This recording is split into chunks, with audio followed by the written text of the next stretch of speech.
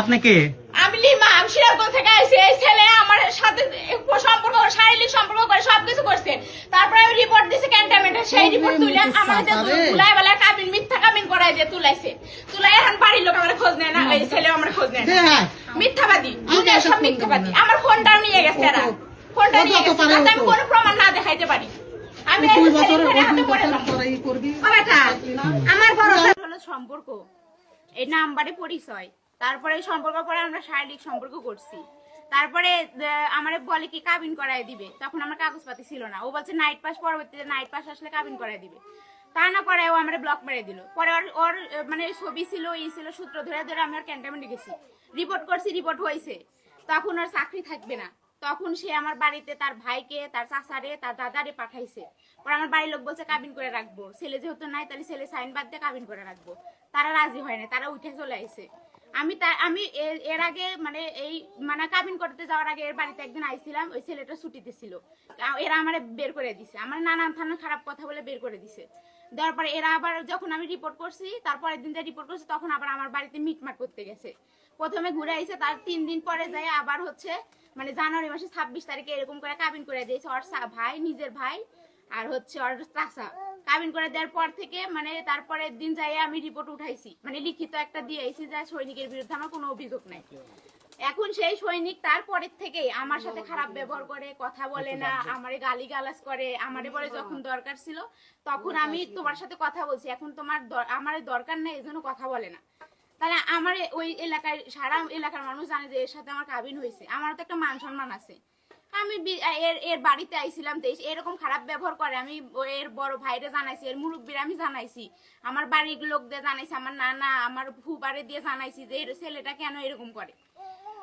আর তারপরে ছেলেটা যেহেতু অনুমতি হয় নাই, আমার বাড়ির লোকের কাছে বলছে যে বছর বলে নাই যে কিছুদিন মেয়েটা থাক, তারপর আমরা আমাদের বউ নিয়ে যাবো। আর মানে এরা এখন মানে আমার এই বাড়িতে নিয়ে আসার কথাই মানে বলেই না।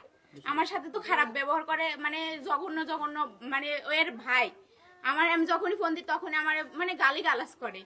দুইটা ভালো করে কথা বলে না, আরো ধুমকায় ধুমকায় বলে, আমার ভয় দেখায়, আমার নামে মামলা করবে, হ্যান করবে, ত্যান করবে। পরে আমি 23 তারিখে 23 হচ্ছে মার্চে আমি এই বাড়িতে আসি। আসার পরে সেই সবাই মিলে আমারে বের করে দেয়, আমার গালি গালাজ অনেক কথা বলছে। বের করে আমিও চুপচাপ যাই, যে হয়তো আমি ওনারা বলছিল মিটমাট করে দিবে বিষয়টা। এই ছেলে তারপরে আমার ব্লক, আমার ফোনটাও নিয়ে গেছে, আমার ব্লক করে রাখছে, আমার সাথে যোগাযোগ করে না। পরে আমি কালকে রাজশাহী গেছি, স্যার বলছে যে এখানে আসলে মানে এখানে যদি তুমি বেশিক্ষণ থাকো ওর ক্ষতি হয়ে যাবে। পরে আমি যেহেতু সংসার করতে চাইতেছি, এই জন্য ওর ক্ষতি না করে আমি সোজা এখানে আইছি, বাড়িতে গেছি, বাড়ি থেকে সোজা এখানে আইছি। এখানে এগ্রিমেন্ট করা হয়েছে আপনার সাথে, যে আপনি বলতেছেন, বলেন তো দেখি। এগ্রিমেন্ট বলতে এগ্রিমেন্ট কোনো কিছু না, ছেলে সাইন ছাড়া কাবিন করাইছে। ছেলে যখন ছুটি আসবে কাবিনটা ঠিক করে দেওয়ার কথা ছিল। ছেলে আজকে মনে হয় 3 দিন না 4 দিন হলো ছুটি আইছে। এই ছেলে আমার মানে আমি যদি বলি না যে সে বাড়ি আইছে, আমারে বলে না। আমি বলছি কি তুমি বাড়ি আইছো, সে অস্বীকার করে, আমার সাথে দেখা করবে না, সে আমার সাথে দেখা করতে পারবে না। আপনাদের পরিচয় হয়েছিল কিভাবে? এই যে নাম্বারের মাধ্যমে, মানে ফেসবুকে? হ্যাঁ ফেসবুকে প্রথমে নাম্বারে, মানে একজন ওর একটা বান্ধবী ছিল, আমার সেই বান্ধবী মানে ফেসবুকে অ্যাড ছিল, ওই বান্ধবী আমার ওর নাম্বার আমাকে দিছিল। তারপরে থেকে কথা বলতে বলতে এরকম সম্পর্ক হয়ে গেছে। এখন সে আমার মানতেছে না। আপনারা থাকতেন কোথায়? আমি ওর সাথে ছিলাম ঢাকাতে। ও নাইট পাস নিয়ে আসছিল, চট্টগ্রাম সেনানিবাস থেকে আসছিল নাইট পাসে। আইসা ও আমার সাথে ছিল হচ্ছে 5 নভেম্বরে 5 তারিখ নাইট পাস নিয়ে আসে শুক্রবার, আর 6 তারিখে ও চলে গেছে।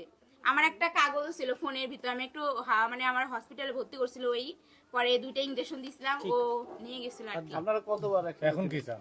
এখন আমি ও যদি আজকে আমার মানে না ওই যে আমি তো এমনিতে ওষুধ খাইছি, তারপর ওই ওষুধে যদি না মরে যায়, সেলিং ফ্যানের সাথে গলায় ধরিতে মরে যায়, ও যদি